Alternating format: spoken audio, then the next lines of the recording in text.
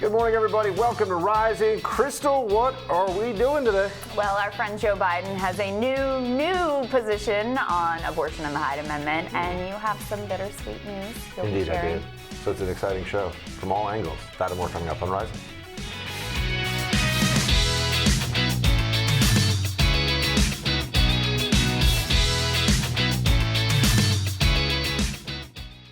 All right, KB, what have you got for us? Well, yesterday we talked about how former Vice President Joe Biden was a little bit of hot water over his continued support for the Hyde Amendment. That amendment, of course, bars federal funds from going to pay for abortions, which would go for predominantly poor women and disproportionately women of color. Well, we have some updates on that front, and I think it's worth taking a moment to go back in time through the evolution of Joe Biden's position on this issue. So bear with me here for a moment.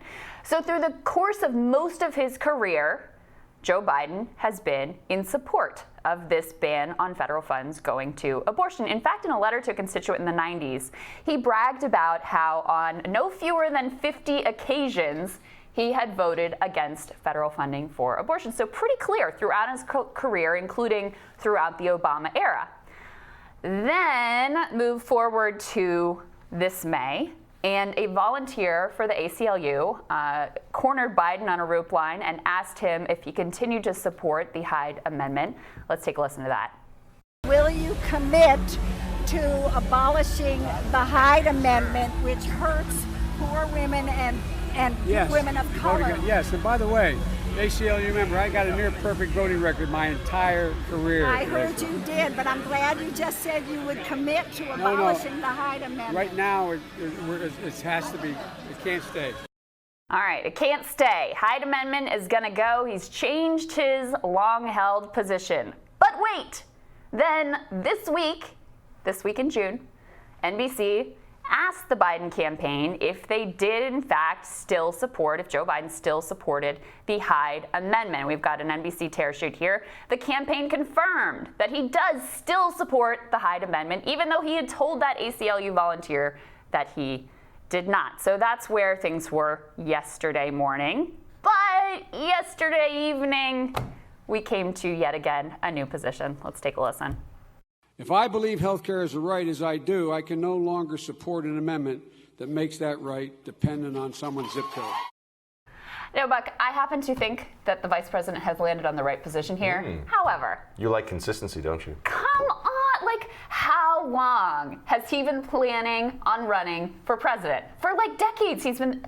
Get your act together on this stuff. Take a position and hold a position. It's not that hard. You know, the Reagan knock on Biden back in the 80s was that he is just a perfect demagogue. I believe that was actually the quote. Wow. Yeah, and Wouldn't go that far. well, okay, fine, but you know, when you've stood for something when you've had one position until your late 70s, and then then all of a sudden the pressure changes and you switch it up, it doesn't look like it's a principled switch. To your point, Well, that's if he had evolved on his own to something else, and especially to a position that you like, I think that's one thing. But this is like, oh, I'm supposed to not do that The anymore? lady folk are upset. I'm going to have to do Yeah. something. And I mean, look, just zooming out from this one issue and however you feel about this one issue, this is the guy that's supposed to be the juggernaut. He's supposed to be our great hope to beat Donald Trump, and he can't get his act together on this? Like, give me a break. Yeah, it's not a good look. It's not a good look. There we have it. Well, Speaking of other things. the final round. That's my way of saying that today is actually my last day in this chair, at least for the time being here at Hill TV. Want to thank everyone so much for an incredible year. We launched an amazing network. We did fantastic interviews, incredible guest panels, and starting a network is an experience. It's kind of like the digital media equivalent of, you know, beginning a new enterprise, you know, jumping off onto ships and sailing into territory unknown. But it's been amazing, and I really want to say thank you to everybody. Hopefully I'll be able to come back from time to time, do some special guest hits, appearances. Maybe I'll even be on the panel, do some correspondent work. We're already talking about some fun things that could be coming down the pike, but the one and only Sagar and Jetty will be taking over for me starting on Monday. Sagar, fortunately, is incredibly talented, an awesome guy, and is going to do a phenomenal job. Is going to keep my distinguished and fantastic colleague and co-host here, Krystal, humming along with a great show. So the buck stops here for now, but I want to say thank you to everybody and good luck going forward. So that's what we have. You are absolutely right. Sagar is incredible. I'm is. excited to get to work with him, but I am very sad to see you go. I appreciate that. You know, I mean, look, I think that it's very unusual what we do here every day.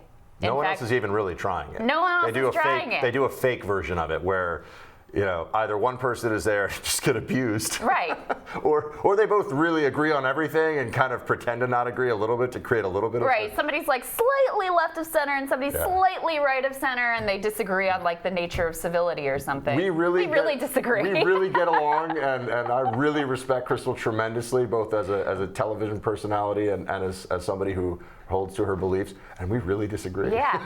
It's a real thing. And it's, I mean, I'm very proud of what we've been able to do over this year. I think that a lot of the people that follow you or follow me probably think like offset, we really don't like each other. And it's like, no, not true. Really like this guy. Gotta Thank you keep for being in touch fantastic with him. the whole year. It's been wonderful.